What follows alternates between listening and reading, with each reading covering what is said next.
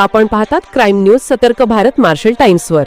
पुणे शहरातून एक महत्त्वाची गुन्हेगारी कारवाई समोर आली आहे। मकोका अंतर्गत गुन्ह्यात मागील 2 वर्षांपासून फरार असलेल्या आरोपीला अखेर पोलिसांनी जेरबंद केले आहे।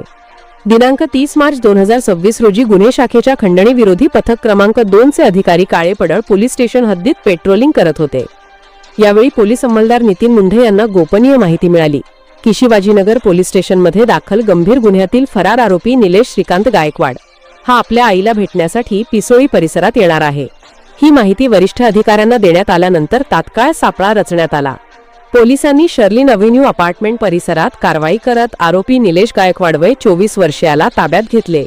प्राथमिक चौकशीत आरोपीने गुन्ह्यात सहभाग असल्याची कबुली दिली आहे। या प्रकरणाचा पुढील तपास सहाय्यक पोलीस आयुक्त राजेंद्र मुळीक यांच्या मार्गदर्शनाखाली सुरू आहे। ही कारवाई पुणे शहर पोलीस आयुक्तांसह वरिष्ठ अधिकाऱ्यांच्या मार्गदर्शनाखाली खंडणी विरोधी पथकाने यशस्वीरित्या पार पाडली आहे। क्राईम न्यूज अपडेट पाहण्यासाठी पाहत रहा सतर्क भारत मार्शल टाइम्स पुणे।